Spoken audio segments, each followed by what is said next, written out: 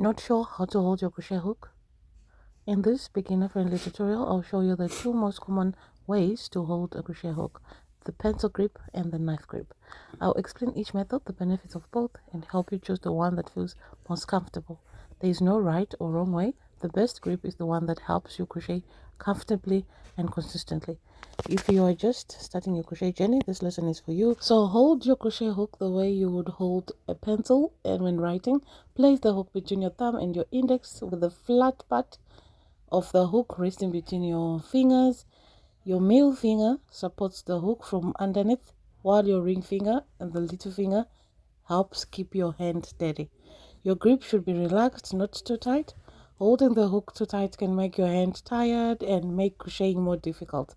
Use small, gentle movements for your fingers and wrist to guide the hook through the yarn. Many crocheters like the pencil grip because it gives them good control, especially when working on a small stitches or detailed projects. The knife grip. Hold the crochet hook as if you are holding a dinner knife to cut food.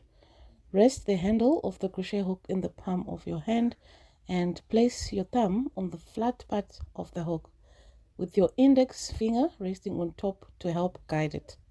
Wrap your remaining fingers comfortably around the handle. Keep your grip relaxed and avoid squeezing the hook too hard. So most of the movement comes from your wrist and forearm rather than just your fingers. Many crocheters find the knife grip more comfortable for long crochet sessions because it can reduce hand strain and provide extra stability. There is no correct way to hold a crochet hook. Both the pencil grip and the knife grip are used by experienced crocheters. Try both methods and choose the one that feels the most comfortable and natural for you.